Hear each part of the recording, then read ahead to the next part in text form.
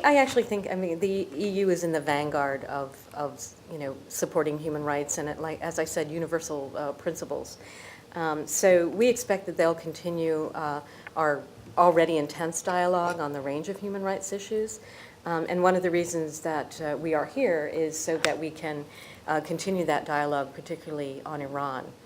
We are visiting a number of European capitals and the EU to continue and intensify our conversation with our partners about Iran human rights. This is a conversation, of course, that we have been having for years, but we think that we share a common assessment of the deterioration in the situation of human rights in Iran, and we are trying to consider with our friends what it is that can be done about this. We want to share more, intensify our consultations, and work more closely together so we can have a broader impact. Because I think one thing we are coming to understand is that Iran does value how the international community views it. And so one thing that we're trying to do is make it clear to Iran that when it continues to violate human rights, that affects its standing in the international community. And the European Union is one of the primary organizations that represents a broad swath of the international community, at least in Europe, but also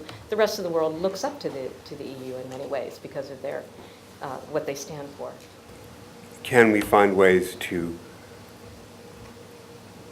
see that our statements have more impact in Iran, either by coordinating them better, timing them better, not necessarily using the same words, not necessarily, in fact, saying exactly the same thing.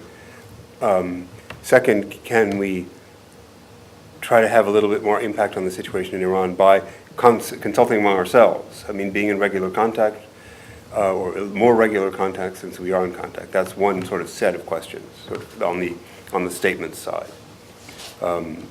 Sharing assessments, for example. Is this case, is this case worth jumping in on? Is it a human rights issue? Are we concerned about the same things? The Europeans may be concerned about death penalty issues. We may be concerned about due process, so on and so on.